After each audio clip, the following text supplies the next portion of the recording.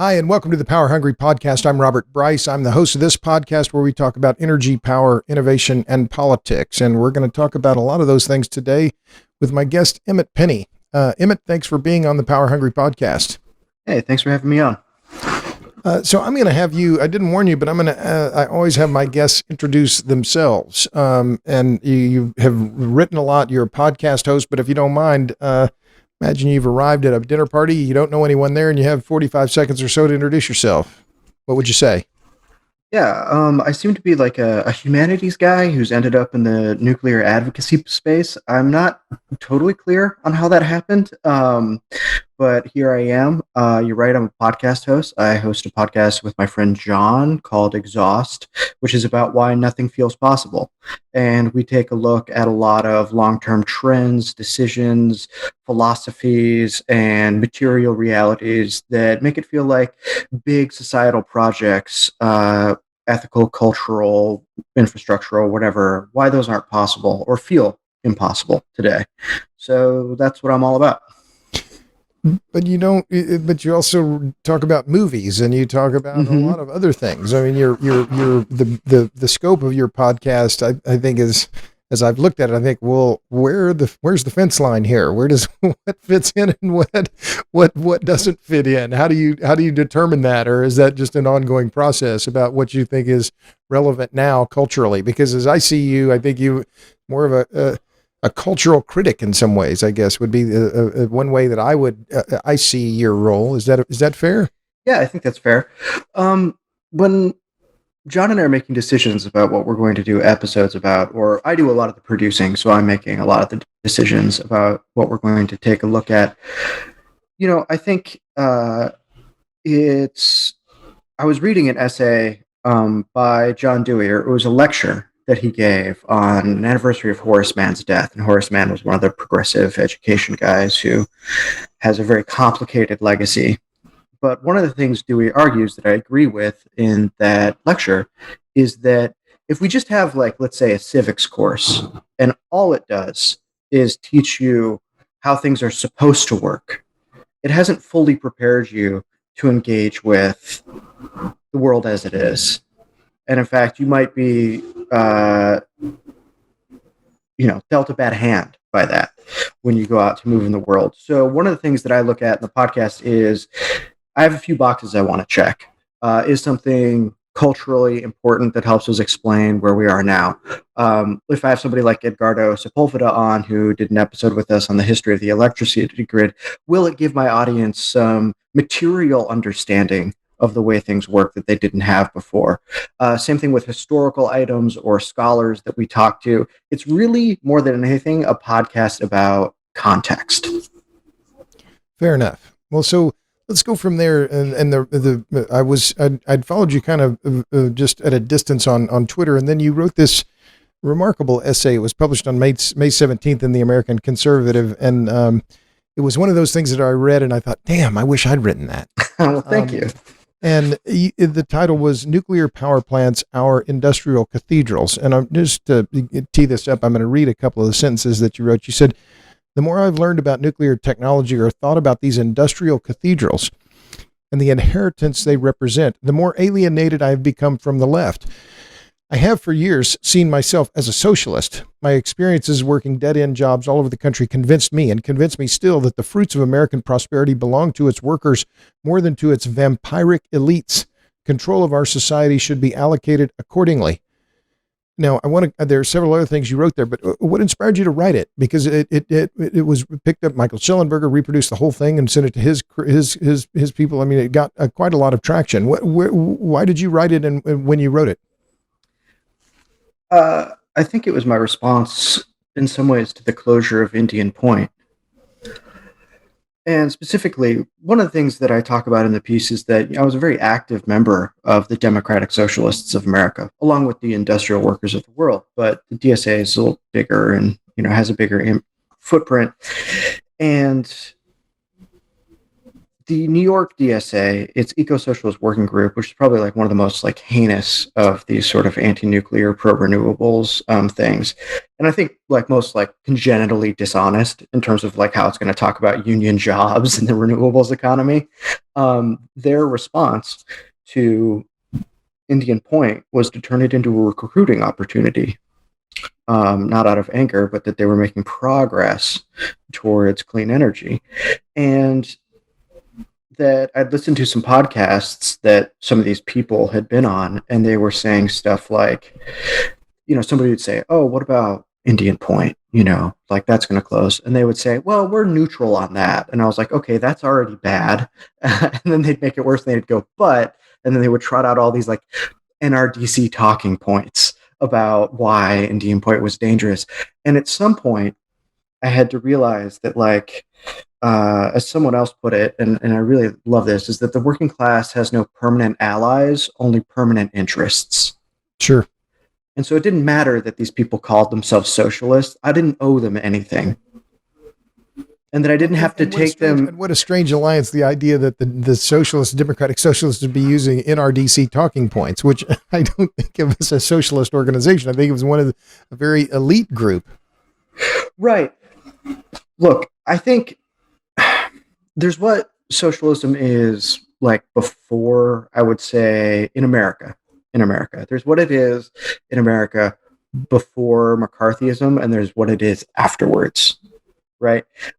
There's a great essay by Christopher Lasch on the Congress for Cultural Freedom, where he talks about how McCarthyism really forced people who were a little too squeamish on the socialist side to just basically, out of self-preservation, side with the current regime.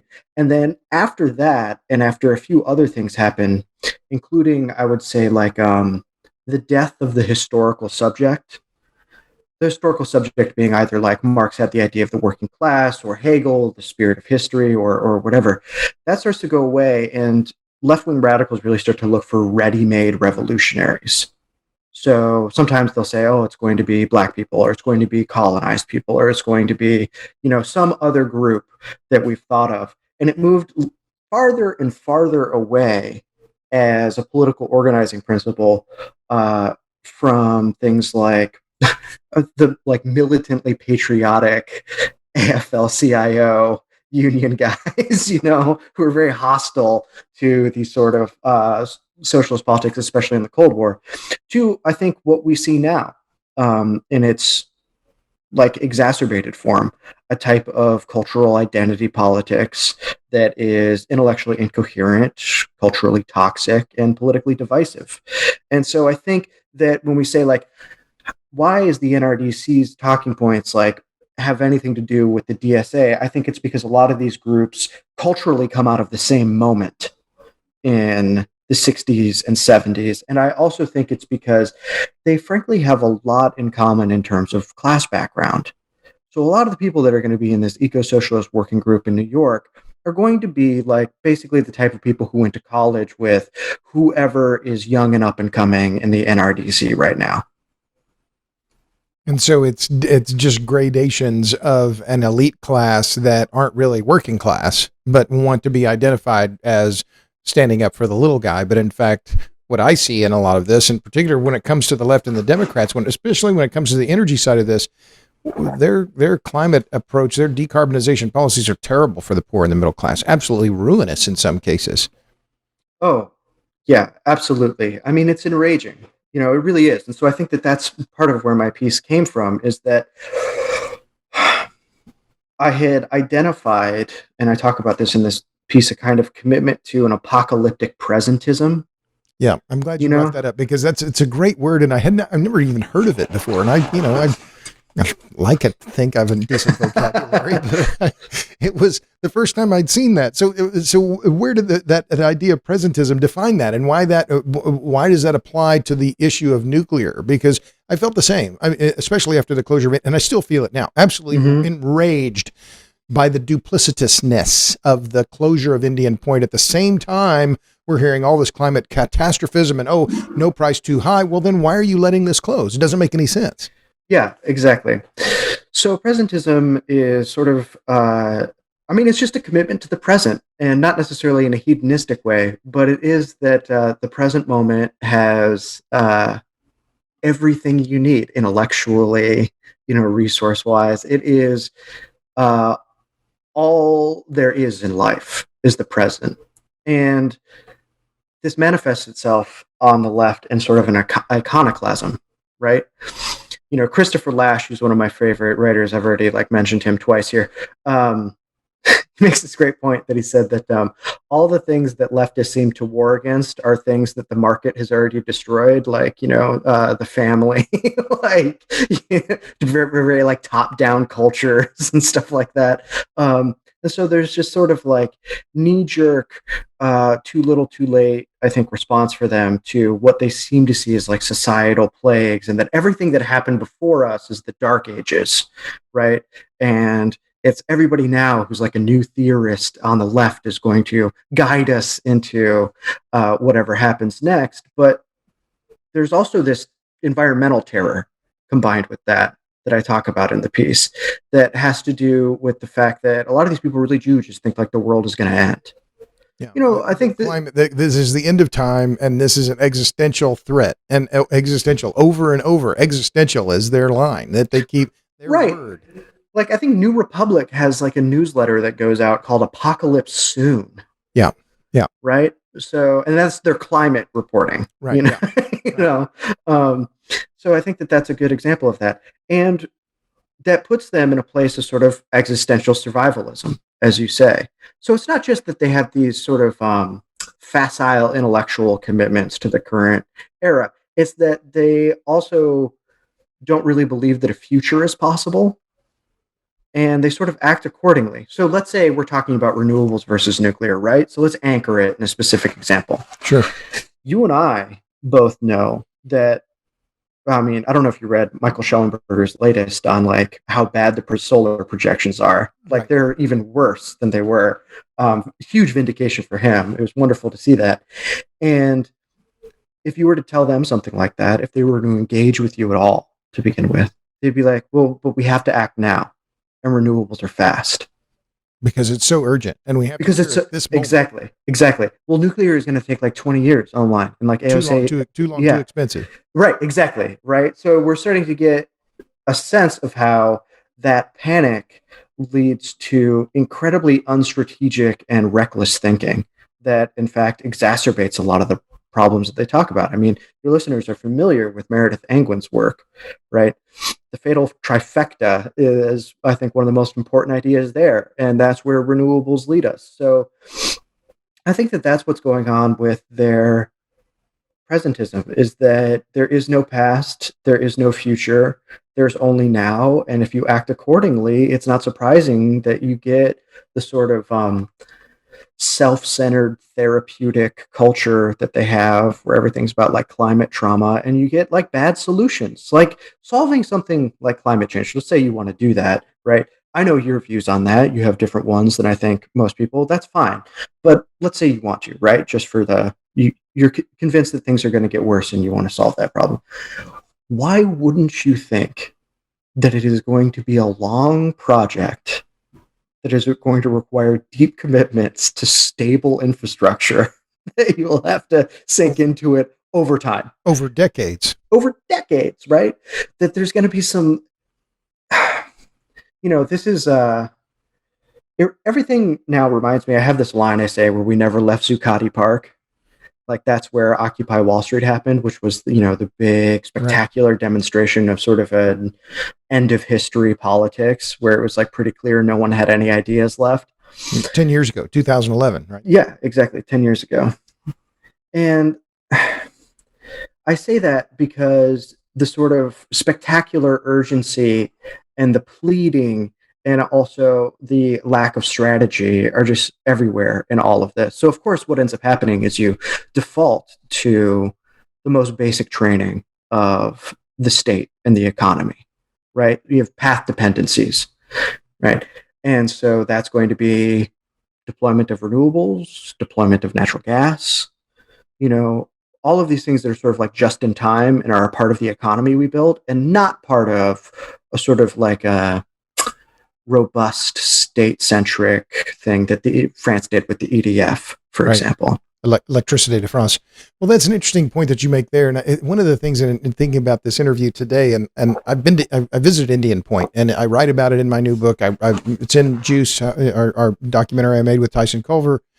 And I say in the movie, I say in the film, I've been in a lot of places. I've been in, a lot of industrial facilities, mines and smelters and refineries and, manufacturing plants. It's part of one of the joys of my job. But it just reminded me, in a question of power, I talked about Indian Point, and I said it should be compared to, but isn't, some of the great American iconic landmarks, the Arch of St. Louis, the Washington Monument, Hoover Dam, but it's not.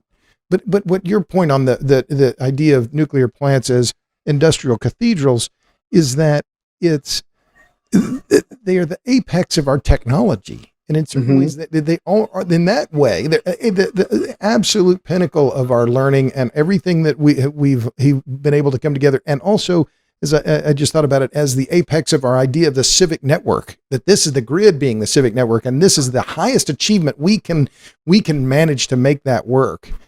And yet they're being shuttered. And the final point of this idea of the church.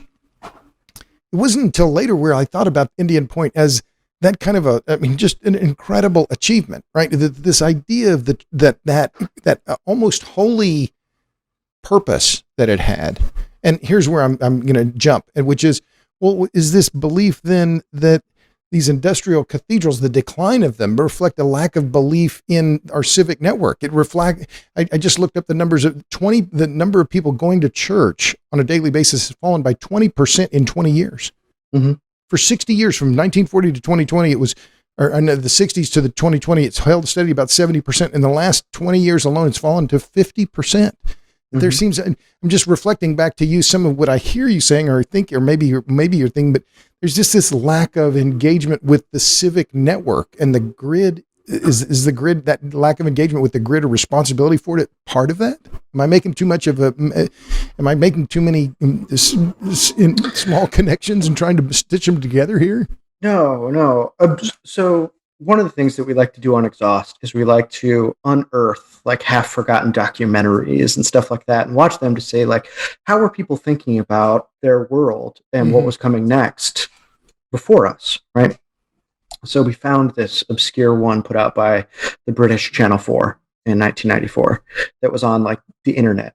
And one of the things you hear everyone say, any walk of life almost, like from British coal miners to John Nesbitt, is they say, we're seeing a transition from the nation state to the individual, right? And everybody says that, whether they put it in that or they say, I don't really see myself as belonging to a country. I see myself as an individual online, And I think that really became entrenched as an idea in America because there were certain things that had to do with perhaps like a Jeffersonianism. There's almost like a weird entrepreneurial yeomanism that we already had as part of our cultural experience that becomes part of like, yeah, we're really into the individual and the idea of the individual making it. And all we need to do is create the conditions where the individual can succeed. But a lot of times what that ended up meaning was, disaggregating or making certain parts of civic life very difficult or impossible. And some of that can be like on a cultural front, as we talked with the rise of secularism or something like that. And I also think that after COVID, we feel it very intensely in terms of how alienated from each other I think a lot of us felt, and it's harder and harder to deny that feeling. I like to think about it like this, like how many people like really actually want to be a part of society, or do you just want society to get out of your way so you can go do whatever you want? And the extent to which you feel the latter thing is the extent to which you're probably a little bit disaggregated from civic and social life. Unaffiliated. Yes, actually, or even disaffiliated, right. Bowling alone. Yeah, the bowling alone thesis. And we even see this show up in like our language and stuff like that. There's a really great book called The Age of Fracture by Daniel T. Rogers, which is a wonderful intellectual history of American life from like the 1970s to the 2000s.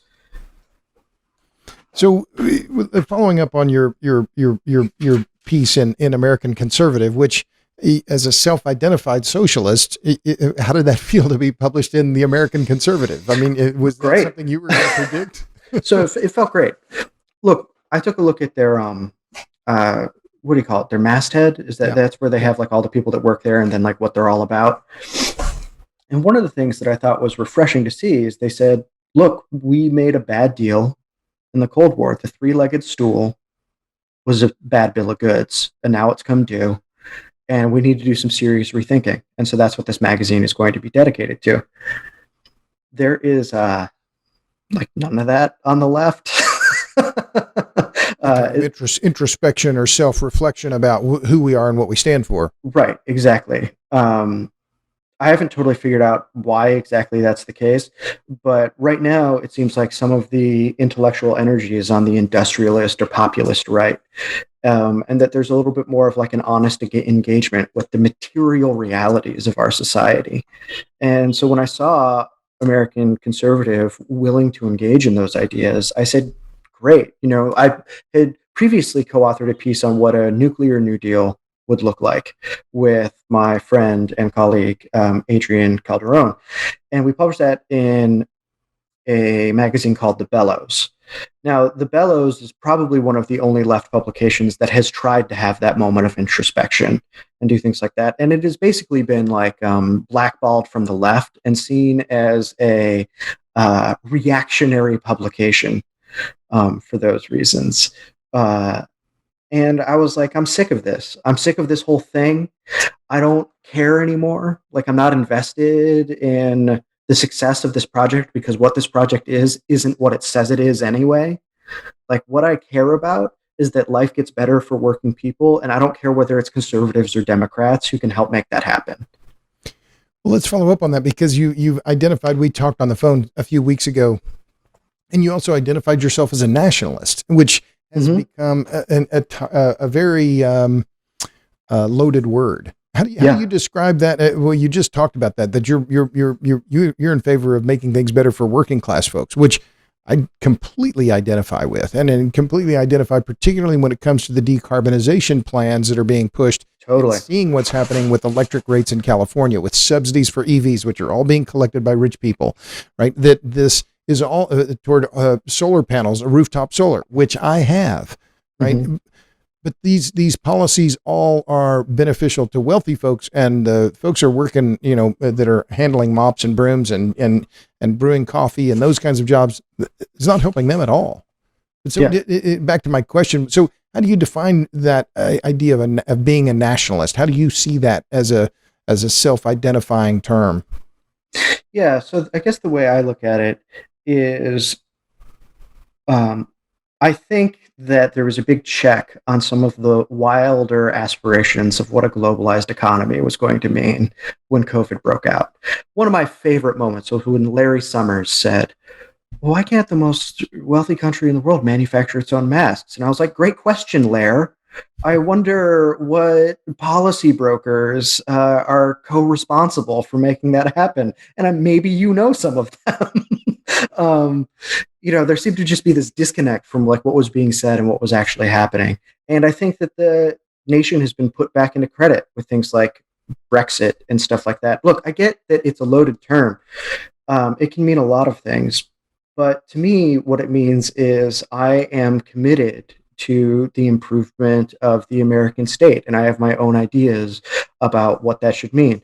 For example, expensive forever wars and like gray area mercenary contracting is probably something we should stop for both the good of the world, but primarily because I think it's bad for Americans.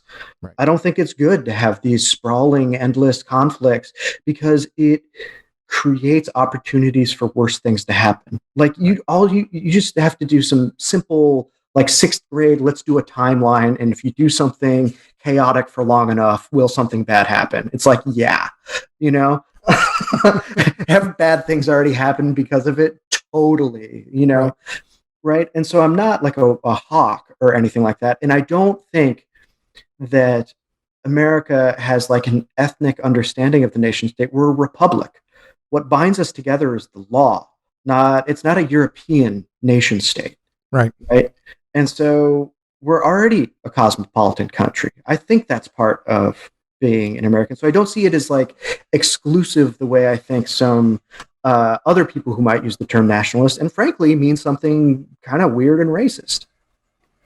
Well, and that's one of the things that, I mean, I generally you see that word nationalist in front of immediately preceded by white nationalist, Mm-hmm. right? Mm-hmm. And that there's a race-based and so on. But let's go back to your, and I want to come back to the green nuclear deal momentarily. And just to remind everyone who's listening, my guest is Emmet Penney. He's an essayist. He's the co-host of the Ex.haust podcast, which is available on all podcast outlets. And we were talking about what your call to action is, Emmet, and you want people to look up the green nuclear, the green new, I'm sorry, the green nuclear deal. Yeah. Which is being headed by Madison Cherwinski, who's been on the podcast here. She's been on the Exhaust podcast I saw as well. I did 5 podcasts after the closure of Indian Point. We called it Indian Point Blackout Week. And she was clearly, the most dynamic in terms of just exuberant and energetic. Oh, she's a pistol. I love Maddie. Yeah. Maddie's great. Just remarkable. But you said something else in your essay in the American Conservative from May 17th. You talked about, and I'm going to quote this, I'll read it because I think it's important. You said, if survival is all you care about, then to cope with hard realities you'll retreat to is fantasy. The left's fantasies are romantic. The romance is that of trauma and healing. They think in terms of victimization rather than moral agency. Personal pain, not universal rights, nor civic duty, is the prism through which they derive their conceptions of the social good. Absence of pain serves as their vision of freedom. This combines with the left's near total lack of engineering discipline has manifested itself in the wrong-headed support of green energy. And to go back in this idea about belonging and church and so on, my question is this belief in climate change and the salvation of green energy, is this the new religion? Yeah, I think Michael Schellenberger's made some pretty convincing arguments that it might be something like that. I think for some people it's exclusively that. I think on the left, you're dealing with like a big basket, right? Right, sure. So I think you're going to have some other like pet concerns in there and things like that. But they all have a similar, as I think I've said before, like therapeutic flavor. Mm-hmm. If we take a look at some of the troubling ways that race is being talked about now, there's a lot of like, I really had to unlearn that trauma that I didn't even know I had done. I had inculcated into myself or whatever. And that has like this, I grew up Catholic. Like, I gotta spot that a mile away, like I know what's going on there. So yeah, I think that there is a religious element to it. And I don't think I would be alone in pointing that out. I think Michael Schellenberger, people like Frank Furedi in the UK, and several others have made such claims. But there's an interesting follow-on, and it's a point that you make, and you've talked about it. I listened to the podcast you did with Chris Kiefer, and I've been on the Decouple podcast, and that in that podcast you talked about energy as part of the culture war and hydrocarbons being demonized as unacceptable. But the result of that is that renewables are winning this, as you talked about, a beauty contest. And the result is this fragilization of the commons. And that's the part where I am deeply concerned about this because of the importance of the grid. And you mentioned Meredith Angwin earlier, the fatal trifecta. That's where we're going. That's where many of us are, including in Texas and California. And there seems to be no counter push to it. And even the people that are talking about this, it's just being discarded. And the Biden administration is clearly not taking this seriously. So like you, it leaves me angry, but also sometimes at a loss for words is what do I do now? And how do you see that? What is your view on what has to happen now? Because in Root, as I read your thing, your piece about the need for the nuclear New Deal, you're arguing for a much more aggressive government approach in this regard. Explain that if you don't mind. Right. I mean, I think that, that's the way to go for nuclear. I think it would be very hard to have a competitive version of that because it would lead to more of the problems we already have with nuclear, which is first of a kind or one of a kind reactors. It's a economy of repetition. You literally just need to get your reps in for it to get like cheap and effective. You need to make them by the thousands. Right. There's just nothing, and there's no replacement for that. Right, exactly. And that's just the way that works. Like it goes from the material realities to the politics you would need to have to do that, which could be like a more social democratic thing or like that. But we're very far from that right now, right? Is one of the things that you're saying. And when I look at renewables, and I've done a lot of thinking on, why aren't conservatives more pissed? You know what I mean? Like, why isn't this a national security issue? And I've talked with some, and some do recognize that. But I think this is my cynical answer. Renewables are really good for the patronage systems of both parties. Natural gas has a great relationship with the Republican Party. Renewables have a great relationship with the Democrats. And renewables and natural gas have a splendid relationship with each other. Well, you see that even in Texas, where did the wind energy business get its big boost? It was Enron and Ken Lay whispering in George W. Bush's ear. So Texas, oh yes, sure, renewable portfolio standard, of course, wind, bring it on, no problem. And that was one of the things where, and you still hear it from Republicans saying, oh well, we're for all of the above. Of course we like wind energy, and I think that's a very, very good analogy, or a very good point rather. It provides, the renewables provide patronage for both parties, but it also has breeded, and I wrote about this recently, that in the years before the blackouts here in Texas, there were $66 billion spent on renewables, mm-hmm. and $22 billion given to big wind and big solar in the form of subsidies.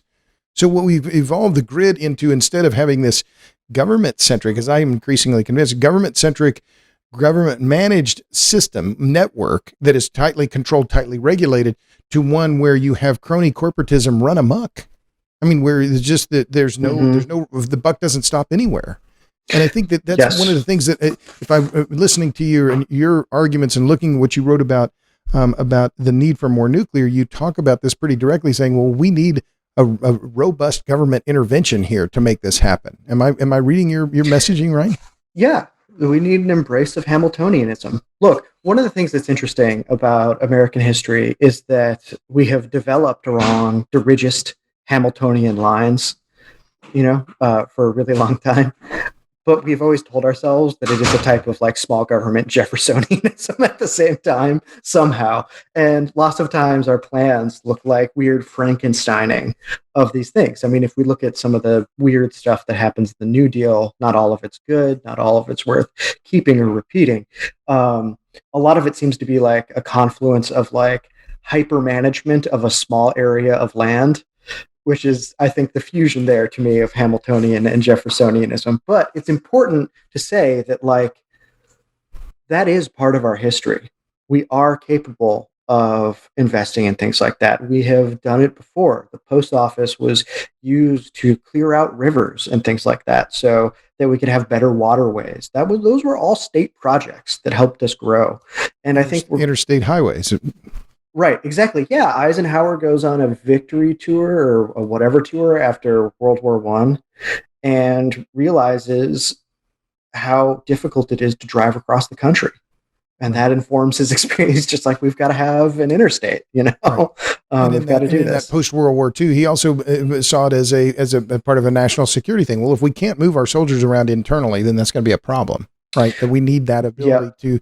So he had the credibility to see that idea or unify the country around this big idea as a whole. And I think that's one of the things that I also discern in what you're talking about, is this kind of just increasing fragmentation of American society. This where there's the Congress, there's no who's the centrist in Congress now? Well, it's like Joe Manchin can say whatever he wants because he's the lone centrist around and say, well, I might be with you, I might not. But in terms of this idea of a centrist ideas around where America should be going, it seems like it's disappeared.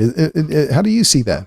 Right. Well, the way I look at it is that we, of course, so things are more polarized now. That's also because of the way the structure of the parties has shifted. Right. So, I mean, frankly, there used to just be more like material, like almost industrial, localized patronage systems. Mike Lind is really good on this Sure. in the new class war, Yeah. right? And how that used to be He's here in structured. Austin. He's a friend of mine. Yeah. Oh, wow, great. Yeah, Yeah. love his writing. Yeah. And in that way, I think the parties were a little bit more accountable to things like local unions or church groups or things like that. And now I think this is also some of the effects of Citizens United. They have distanced themselves from any sort of accountability and are now playing their own game in the media. And one of the people who really copped onto this was actually Joan Didion in an essay she writes covering the 1988 presidential election called Insider Baseball. Right. You use that as your introduction to your piece on the need for a new nuclear deal, right? That was you quote from her that if I remember correctly, is that right? I don't think I quote her in that, but I definitely quote that essay a ton. That was in. I'm sorry, that was in your essay on lecture porn, which I'm okay. Yeah. Conflating the two. Right. I want to talk about lecture porn as well. Right, and so I think that we've seen a drift from the party structures and accountability for the electorate. Right, it's no surprise to me that like voting numbers aren't that great. I don't think people really recognize what their interest is in these, and it seems like a game the elites play. Now, how that ties to what a centrism might look like is that these parties have become very divided culturally on a small set of issues, right? But there doesn't seem to be anymore a unifying national interest that anyone can point to. The Cold War was really good for that. And then it was us versus them. Right. And then the like amazing victory lap of the 90s in terms of American triumphalism was also good for that, because you could just say, you could be Thomas Friedman. You'd be like, there just need to be more McDonald's and then we'll never go to war again. Right. So we just need to export, we just need to offshore, we just need to just rip out parts of our country and put them somewhere else, and then everybody will be more like America and, America's great. We won the Cold War after all, and then the war on terror was also great for that, because again, it gave everyone a national security interest and they could rally around that, at least for a while, right? Like, I think that there's great continuity between the Obama and Bush administration in terms of some of their commitments to national security. But what is that now? Like, one of the deals we made, Michael Brenes just wrote a really interesting book on this called For Might and Right, in which he argues that the build out of our empire was something we did in lieu of creating a social democracy, because it created manufacturing patronage systems and was something that all parties could agree on. So again, this is a path dependency thing. That's why when COVID broke out, people were all just like, well, we need to do the wartime act. You know what I mean? It's just like, it's the thing that feels at hand because it's the thing that's unified us and led us to develop. So if we're not going to be like the empire, and if we have, I think the American people and even some of the elites have less and less of an appetite to play world cop. Right. And if the idea of just offshoring and exporting everything about us has come at great cost, we've now realized, what is the thing that's the unifying national interest over all of the cultural scraps that seem to have been going on interminably for the past 60 years? Right. I don't know. That's a very difficult position we're in. Because we're so divided around now abortion, race, these issues that are the hot button issues now. What is it? Critical race theory. I mean, these are the things that are capturing the headlines. But meanwhile, the fundamental infrastructure is being degraded, and that, I think, is really worrisome, because there's very little interest in that preservation of the commons. And Chris Kiefer makes that great point about the grid as the commons, and I think it's an absolutely critical one that is being ignored. And there was a point that you just made about the I wanted to come back to, and I will, but let me come. You when we talked about on the phone a while back, you said you dabbled. I wrote this down. You said you dabbled in wokeness. Dabbled in wokeness, yeah. It's just because I haven't dabbled in wokeness. Maybe it's because I'm 60 now. I turned 61 this year. It's definitely a generational thing. That is definitely generational, and that's not my generation. And that But what do you mean when you dabbled in wokeness? Tell me. Right. So here's a really great way to look at it. Right. I had this experience of living on the poverty line in Florida for several years. Right, and that sort of disabused me of, I think, some of the like middle class assumptions I had growing up. You know, about like how to get ahead. I really like sort of believed in the meritocracy myth. Uh-huh. Right, that if I just like did all the right things, went to the right schools, said the right things, I would end up in the right place. And then I had a hard time figuring out why I was, working a 12-hour shift for $60 as a dishwasher just to keep my lights on top of the other job I was already working. And I wanted explanations for that, right? And neither mainstream party really offered that. I mean, I remember having this realization during the 2012 campaign. I was watching Obama say things, and then, I was working as a dishwasher in part. And I remember when Paul Ryan went and fake washed dishes at a soup kitchen for a photo op, long forgotten news item. And I just remember thinking, my life would break this guy. Like, he doesn't know what work is. Who are these people? And so I started to have, of course, radical questions I wanted answered. And that led me to the left. And when I came into the left, I had some other things personally going on in my life where I was very like morally disappointed in myself, let's say. I wasn't the person that I wanted to be. Society was also not how I would have preferred it to be. And it seemed incredibly confusing. So the people that came in to give me an explanation on the left were people that what we would now call woke. And they had a lot of psychological insights that seemed valuable to me at the time because their assumption was that I felt bad, and I did. And that the way that I needed to feel unbad was to sort of participate in this structured culture of good behavior. And I wanted to be better as a person in addition to wanting to be an agent of change in sobriety. And they were offering, or not in sobriety, in society, and they were offering both at once. And so for a while, I was like, wow, I really see this like whiteness stuff or whatever that they're talking about. Yeah, like I've got, I was a power lifter for a long time, covered in tattoos. I still lift weights. I was like, I've got hypermasculinity issues or like whatever.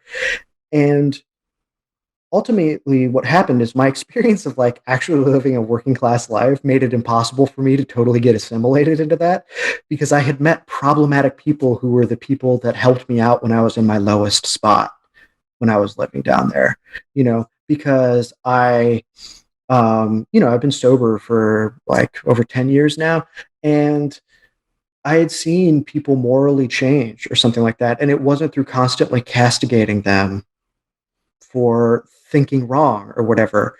And so when I say I dabbled in wokeness, I had this vacation in a very dark spot in my life in what is, I think, a very dark and psychologically poisonous politics. And it was only because of other experiences that I didn't get fully absorbed into it. I think they really do take advantage of how disaffiliated we feel and how isolated people feel.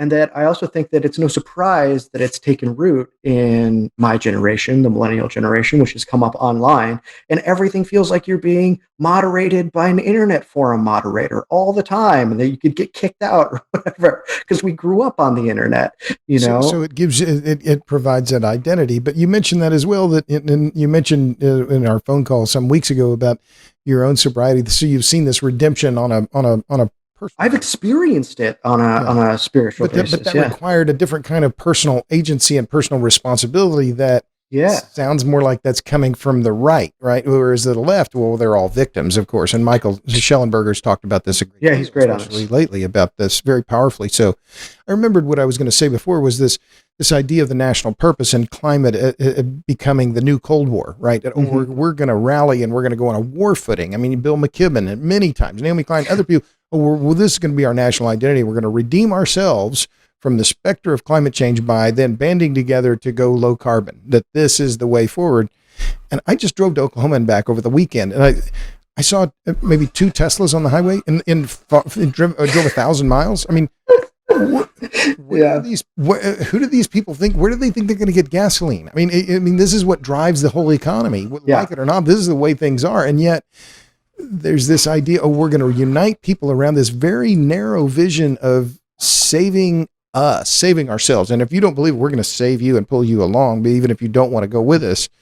But that's the new idea. That's this new opportunity for identity politics around climate is the rallying cry, but no nuclear, because that's the wrong kind of energy. I don't know. Oh yeah, I mean, what was it from like I think it was two of the people over at Good Energy Collective put something out about like nuclear's like white man ideology problem or whatever, that it was like too centralized, too top down, too like, okay, like go tell South Korea, you know, like, come on, like, what are we even talking about here? Grow up.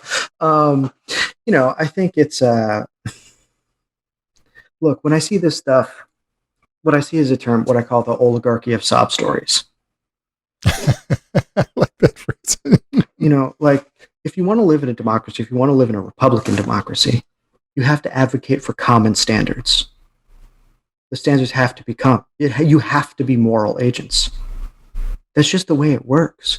It can't work another way, where you have this exculpatory thing because of victimhood. That isn't to say that you live in a highly punitive, cruel society that doesn't lift people to meet those standards, right?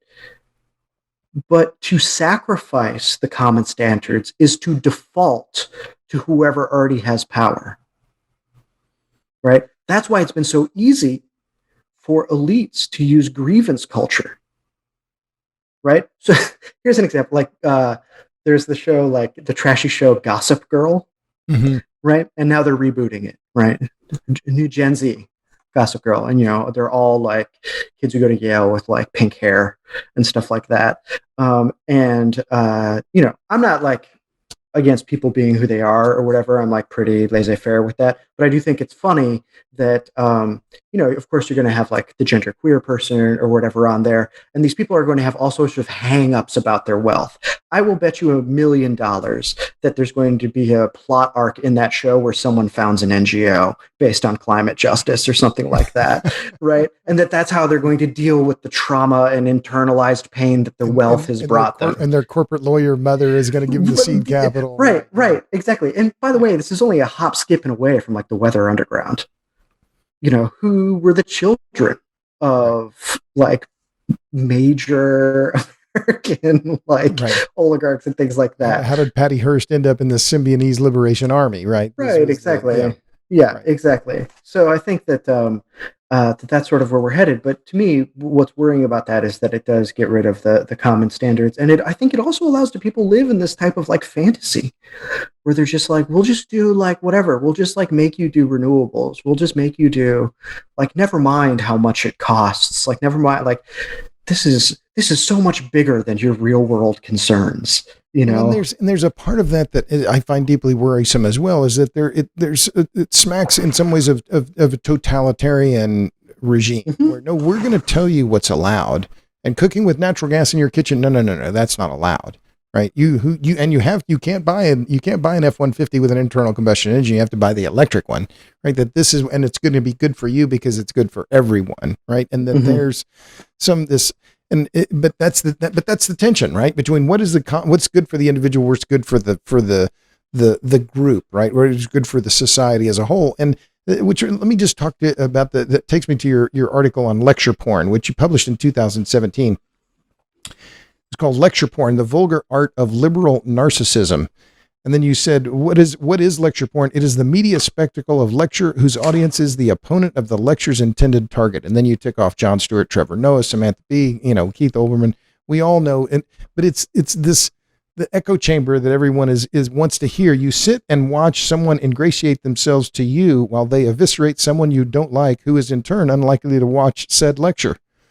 So how is that essay aged? That was one of the things that, I've looked back at some things that I've written in the past and I think, well, I'm proud of that. Or there was parts of that that I missed. How does that essay age? Because I think it's, many parts of it are relevant to what we've been talking about. Yeah, I think parts of it is aged well. I mean, I think there are actually certain things, especially towards the end, that I would disagree with, in terms of my own politics or whatever. I'm not going to get into that, whatever. But I think it's a deeper problem now. And it's also like everywhere. I think it's primarily a liberal progressive paradigm, but I think if you want to wade into the cesspool of political TikTok, you can see plenty of like conservative versions of this same thing. And I think what it speaks to is a sort of okay, so how do I want to put this? Let's say there are two fundamental facets you need for a democracy, at least two, right? And one of them is going to be a sort of like a basic material equality and inequality under the law. In other words, like if you have some guy this is sort of where we're going. If you have some guy like Jeff Bezos, then somebody who lives in, I don't know, a really bad part of South Central, it doesn't really feel like those people have the same. That's not like an honest democratic agonism. So you want that, but then on top of that, in order for it to be a democracy, a democracy is a discursive regime. You have to be able to talk through things. So when we see lecture porn happening, what we're seeing is a bunch of people who have, through interesting, like maybe even like libidinal or psychological reasons, basically given up on the project of democratic discourse. Now, that's not to say that democratic discourse should always be holding hands and talking about where we agree. It's going to have divisive issues. Chantal Mouffe is an interesting thinker in this regard. She would refer to it as a type of democratic agonism, sort of struggling for what's going to happen in the state. But I would like to contrast that, which means meeting your political opponents almost in the open field, and dueling it out for where the state's going to go and figuring out how to hold the nation together in spite of that, to basically saying that everyone who isn't like you in your own country is your enemy and actually wants to destroy your country. And there might be some truth to that. Which is what I see we watch television. My wife and we might mostly watch basketball. That's her. But I generally will turn on CNN and then I'll turn on Fox. And it's that very thing, what you just said. Those guys, the bad people, the Trumpsters on CNN, on Fox, it's the critical race. Those people want to destroy America, and they're the other, and we have to beat them. And that's the right drumbeat every night. And it seems to me but that's the appeal to the edges, that where there's no central, because there's very few people who are actually debating actively on any of those shows. Right. Or you could get punished for reaching across the aisle or whatever. And certain things you're just going to have to reach across the aisle on. One of the reasons that I wanted to talk to conservatives about nuclear is because there needs to be more of that. What do we expect? What do we expect? That there's just going to be like some socialist hegemony in America in the next 20 to 30 years? Get lost. There's not even going to be Democratic Party hegemony in America completely for the next 20 years. So we need both sides to make a long-term project happen. Do I think that, and isn't that one of the fundamental challenges though with nuclear, is that it takes that long-termism? You use presentism, I'm coining long-termism. Yeah. Right? We're going to need that long-termism because we need a common view of the future, but it doesn't serve the the crony corporatists to have long-term vision, because you've pointed that out in your piece in American Conservative, that's the short-termism is where they're going to make their money. Yeah. So, can we overcome that? And if so, is it just going to require more? You talked about the left having no engineering background, and I had some engineer friends that really laughed at that line. They were like, finally, someone says it. Yeah, right. Well, my line is, well, why are so many politicians lawyers? Well, it's simple, because they couldn't do the math to get into engineering school. Right. That's totally. Yeah. But what's the argument then that's going to make that, bring us around to this common? You're arguing, as I hear you, for a more common vision of our shared future, right? Mm-hmm. And that's really what I hear from your piece in the American Conservative that spoke to me very deeply. And you should be really proud of that essay, because, thank you. Like I said, I wish I'd written it myself, but it requires a more common view of who we are and where we want to go around this common network, because that's the network that we all depend on. But what's that going to take to achieve that kind of togetherism and long-termism? What's it going to take to get to that? Because it's critically needed.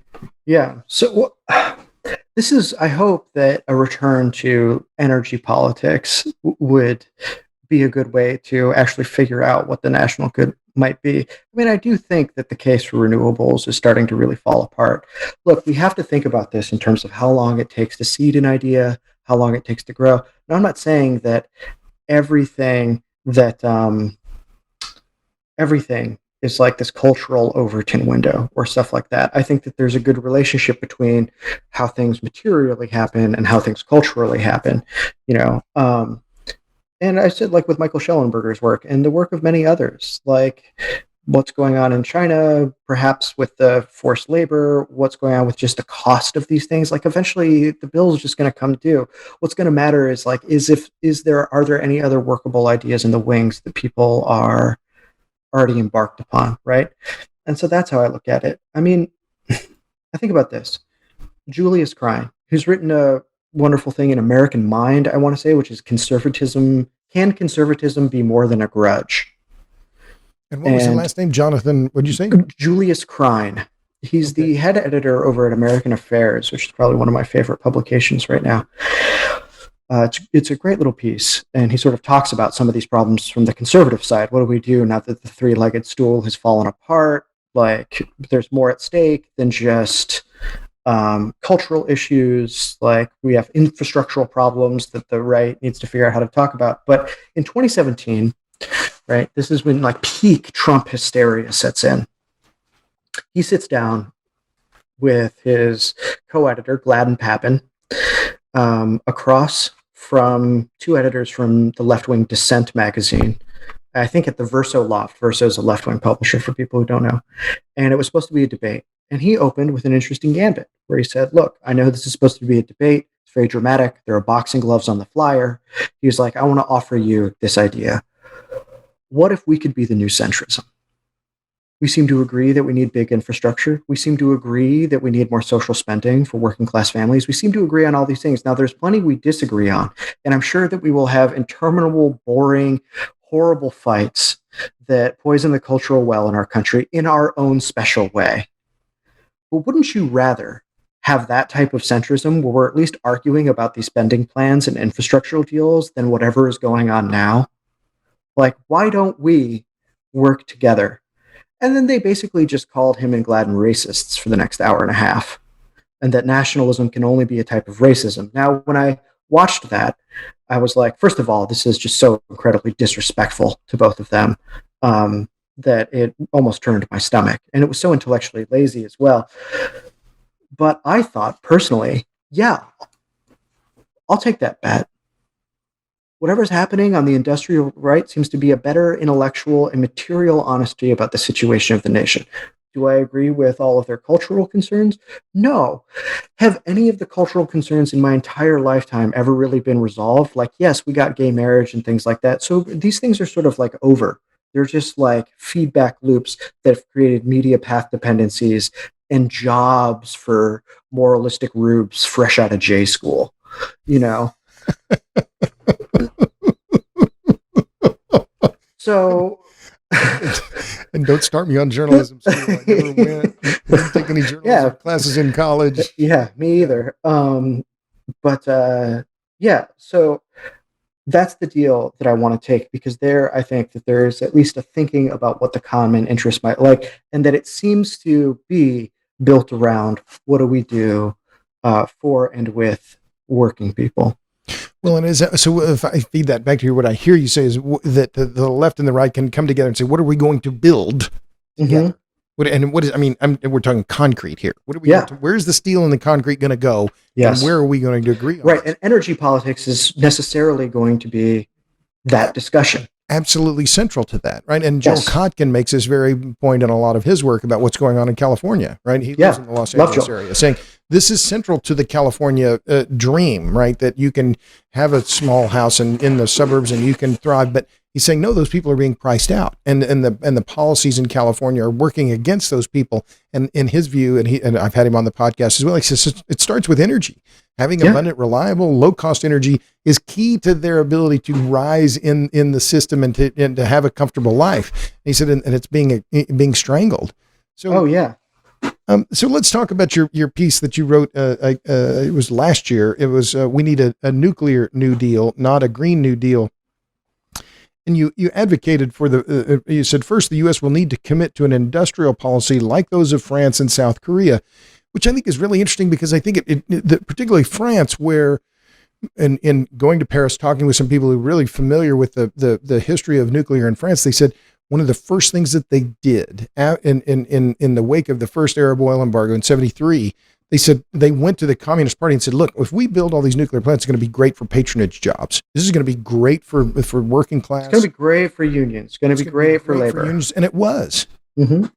And it is. And it still is. And that was one of the things so outrageous. I interviewed James Shillito, who's with us, the union rep for Indian Point on the podcast a few weeks ago. Great interview, by the way.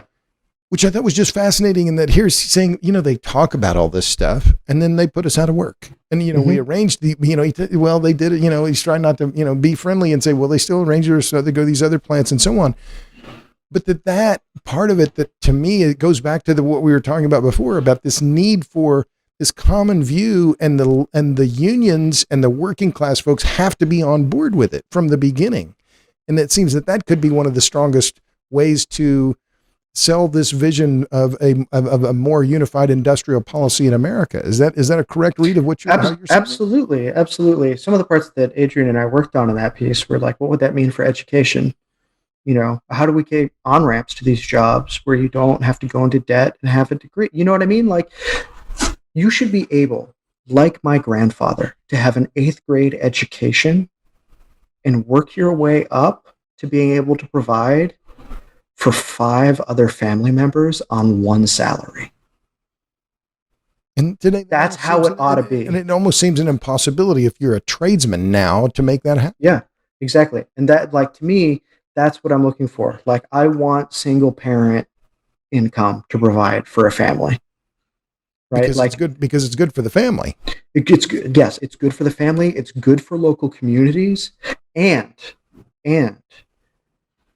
it means that people have a greater say in how society is run. If you have a situation where that's true, that means that there are networks where working people can advocate for themselves in the public and political sphere.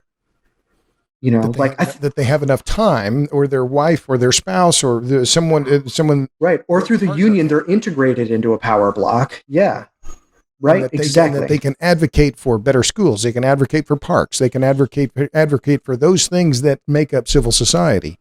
But if they're both working then the children are left unattached, then these become real problems for them to be full members of society. Is that fair? Yeah, I think that's fair. And so last year I went and reread one of my favorite books after the pandemic broke out and I suddenly had a lot of time on my hands. And what was the book? What is it? The Republic by Plato. Okay. And I you've read a lot more books than I have. I haven't read The Republic. We talked about it on the phone, I remember, the other day. We talked about what do you call it? The greatest piece of propaganda ever written, or the first piece of propaganda? Yeah. Well, that's Cicero's Republic, yes, which is the greatest piece of Roman propaganda ever written, I believe. Okay. But Plato's Republic is solving an interesting problem, right? So the Peloponnesian War has just ended. Athens lost. Plato lost his teacher Socrates with it. The empire and the democracy were spot welded together in Athens, and Plato's obviously worried, like many of his peers, Thucydides and I think also Aristophanes, among others, that democracy is a failed project. It leads to too much chaos. It leads to too many things. But because of their experience with the junta of oligarchs that the Spartans installed, you couldn't just say, well, then we need an oligarchy. So he has to argue for what would the proper political form be. And he's going to argue that it's an epistocracy, basically the rule of those who know. They know what the just is, and then they enforce it accordingly, and everyone stays in their right place. Now, to me, we're living through something like a return of Plato's Republic with the ruling classes, where it is increasingly oligarchic, and the way that they shut down working class power, at least culturally, and sometimes materially, like physically in politics, is through the sort of we know what the just is, wokeness, and stuff like that. And I have faith in working people to decide for themselves. I'm not scared of them. I don't think that they're automatically racist because they grow up in flyover country or whatever. First of all, that's not been my experience of living mostly in flyover country in my adult life. I think it's a crime that is the broad view of what it's like there. Those gun owners and what was it? Clinging to their Bibles and guns, right? So that was the great formation of who was it? Yeah, it was Obama who said that, right? Right. Yeah, I think it was Obama said that. Yeah, which is again just like a half step away from basket of deplorables, right? And coming from the Democrats, who would in theory be the ones who no, these are our people. We're the working class, and that's shifted now. That the Republicans and Trump spoke to those working class. I think that was really his great asset was he was saying, these elites are not on your side. And I may be an elite, but I'm not. I'm for you, right? And to dare to speak in favor of oil and gas, and now the Biden administration is doing everything it can to strangle the oil and gas industry. Right. Well, and also Rick Perry was vindicated, as Meredith Angwin points out, when he tried to secure backups for Texas. Right. And everybody thought he was crazy. And have on-site fuel storage. Yeah, but he knew what was up. Plants that had on-site fuel. And he might not remember what he needs to say on a debate stage, but he at least knew what was going on with oil and gas, right? Well, and this idea and that idea about resilience and reliability, and that you owe that to society. That in fact. But to your point about the epistocracy, it's a new word to me. I hadn't, and I want you to finish the point about Plato if you had more to say on that, because I always love me some Plato, and I don't. Mm-hmm. But I see these big environmental groups. Where are they getting their funding? They're getting it from the oligarchs. It's from Jeff Bezos. It's from Michael Bloomberg. From Tom Steyer. Mm-hmm. Well, this whatever decarbonization regime that comes in is not going to affect their private jets. It's not going to affect John Kerry on his private jet. And so there's this detachment that I think is really dangerous, and it's one that. How do you but it's become the de facto operating system for the vanguard on the left when it comes to climate policy. Oh, these are our funders. We're not going to say anything about Amazon, and we're not going to attack anything that they're doing, or Google or any of these other, because that's where they're getting their money. Yeah. I mean, and again, that's where like the class background is important. Like who's been the steward of the left for the past however many decades, right? The academy. Now, that isn't to say that everyone who comes from the academy like immediately gets like woke. I think that that's a bad argument. And as my friend online, she's a great account, default friend, very smart woman, argues that it's not that the academy made all the Tumblr kids woke. It's that the Tumblr kids were woke because of Tumblr and then changed the academy as they went through it.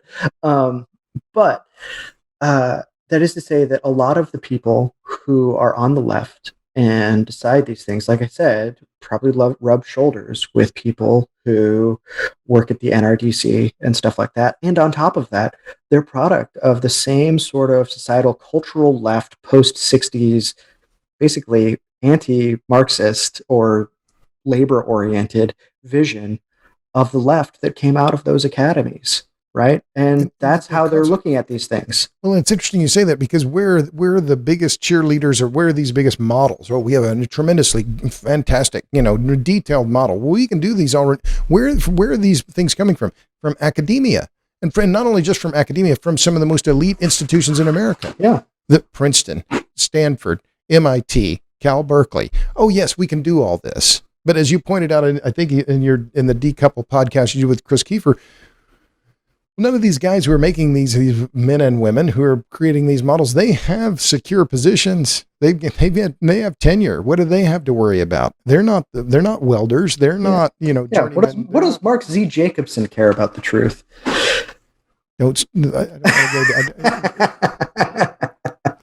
There's a lot to say on that, and I'm going to say more on it, but not here.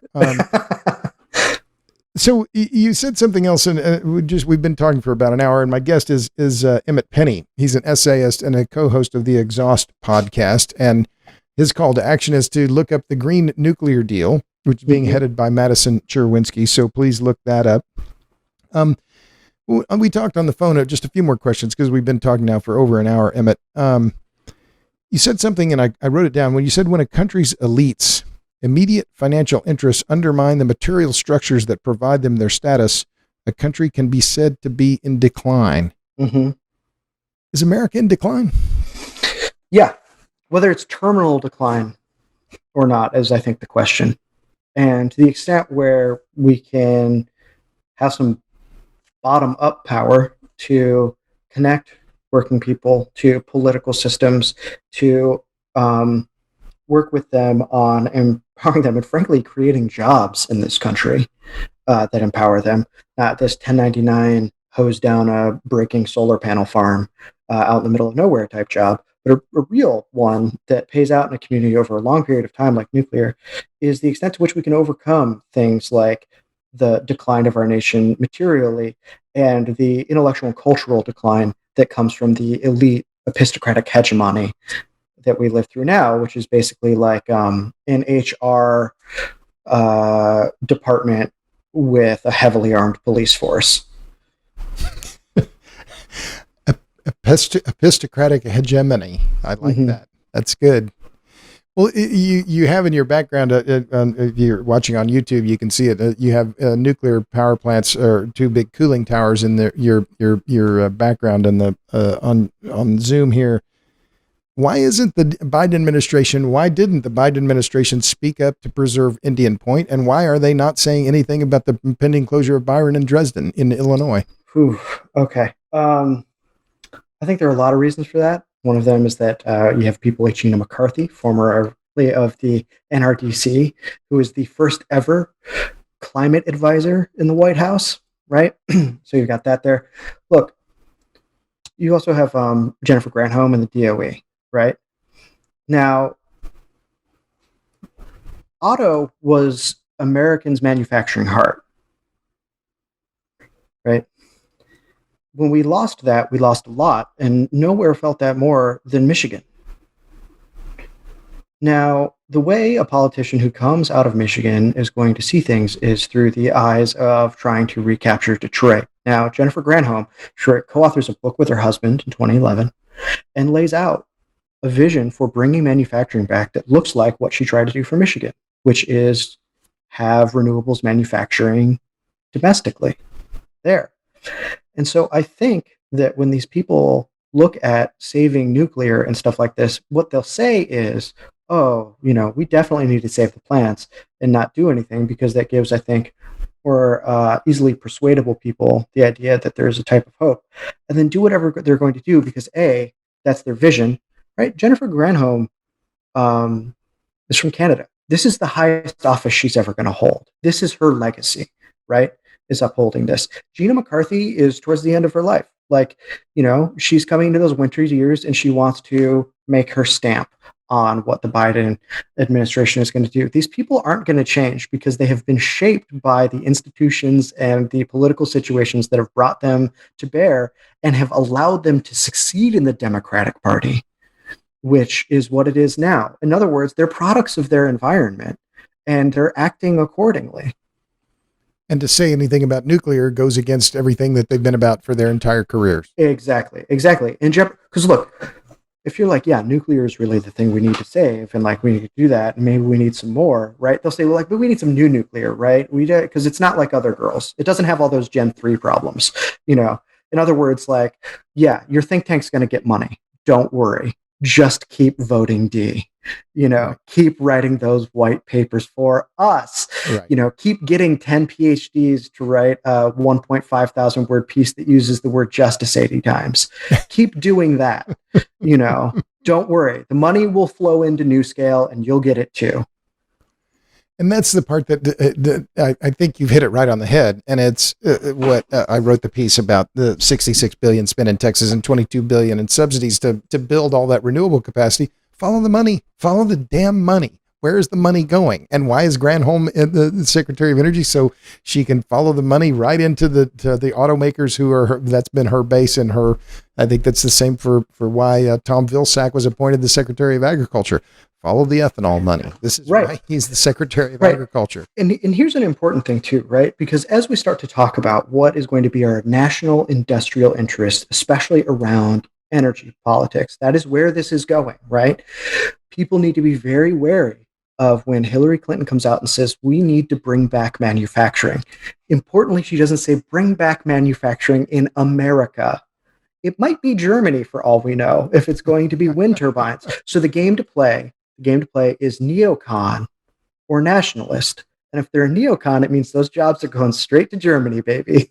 If they're a nationalist, we might actually reshore them, or at least that's what's on offer. So I think paying attention to the way people want to adopt or co-opt what's happening in that to perpetuate the status quo is going to be very important for people's political literacy going forward. You really do want to pay attention to a politician's entire history to figure out where they're going to go. We need to establish memories that are longer than the last presidential term. Yeah, interesting.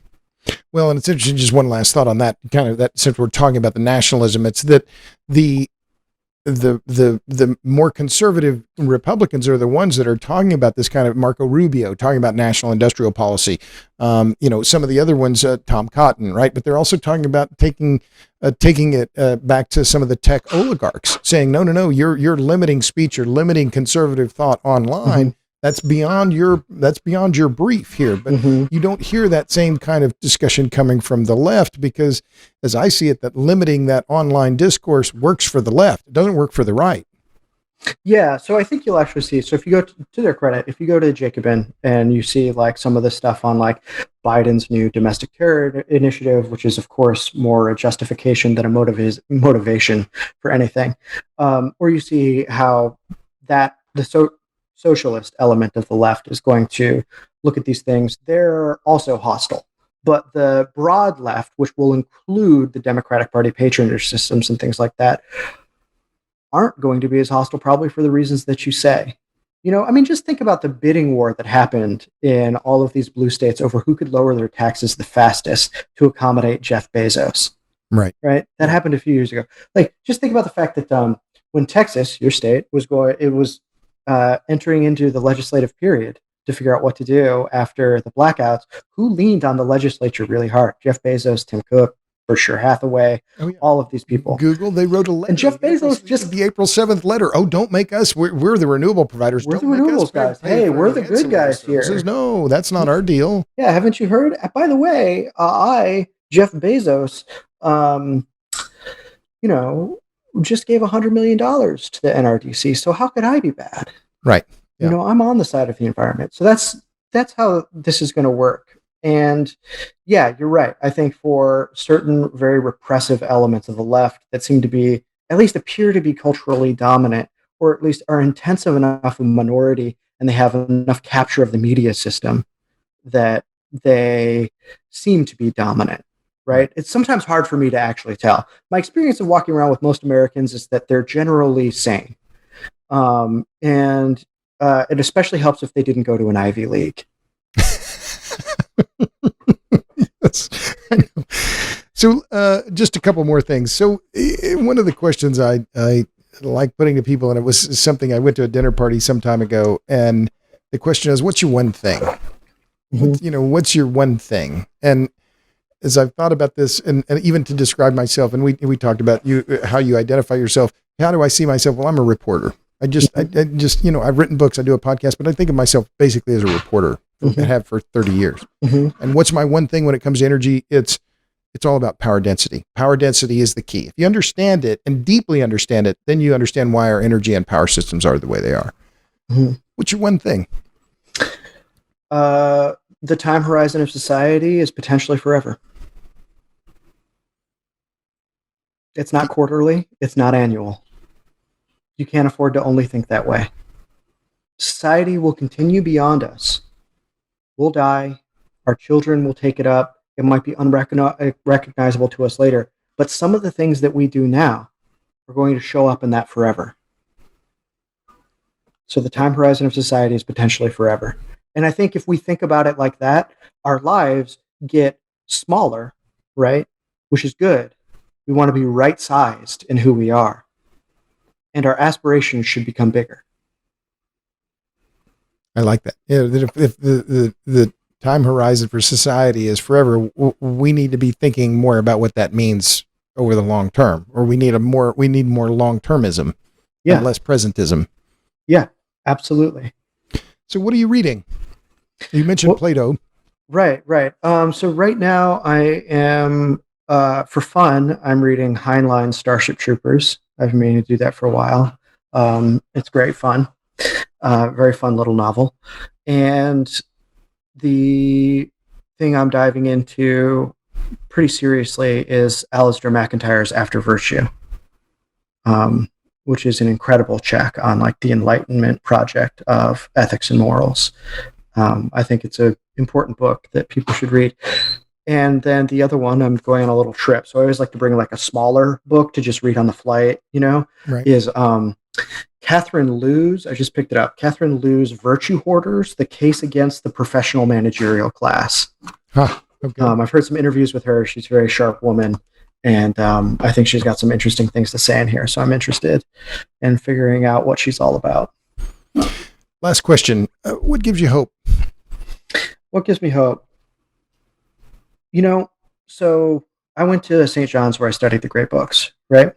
And when I left St. John's for a while, and you mentioned this, by the way, in your piece on nuclear and industrial cathedrals, you mentioned you start there talking about being in Santa Fe and going to St. John's and that view of history and the St. John the cathedral there.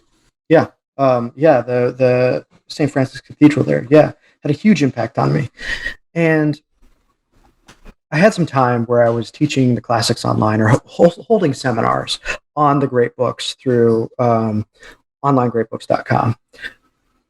I hope I can still do some work for them in the future. I love that project. But what it taught me was that you don't necessarily need a big institution to steward something, is that people will do it. That these things that are worth doing and worth handing down, people will find a way to do it. And so what has given me hope is finding people who are doing that and working with them on that project. I see cultural inheritance in two ways, right? Conservation and critique. And sometimes they're the same thing, right? Because to critique something, you have to try to understand it, right? Which means that you bring it, into the next iteration of the culture. And so for me, a cultural project like that gives me hope. My material life's work, let's say, what I would hope that I could say I play a small part in giving to the American people and making our society more stable would be the maintenance, defense, and expansion of the U.S. nuclear fleet. Well said. Maintenance, defense, maintenance, and expansion of the U.S. nuclear fleet. Well, we're in complete agreement there, a violent agreement, and I hope we have more people who are willing to sign on because we need to defend what we have and build more. And building more is going to take a long time, but defending what we have is eminently reasonable and defendable, and alas, not getting much support from the people who can really make that happen. So, well, listen, I think that's a good place to stop, Emmett, unless you have anything else you want to add. All I want to say is the fight's over when you stop swinging. Well said. All right. Well, great. Well, my guest has been Emmet Penney. He's an essayist. He's the co-host of the Ex.haust podcast. He recommends you all look up Madison Cherwinski and her work on the campaign for a nuclear New Deal. Thanks, Emmet, again for being on the Power Hungry podcast. Thanks to all of you for tuning in. Tune in for the next episode of the Power Hungry podcast. We're going into our second year, which is already remarkable, but we're not going away. So see you next time. Thanks again, Emmet. Thank you.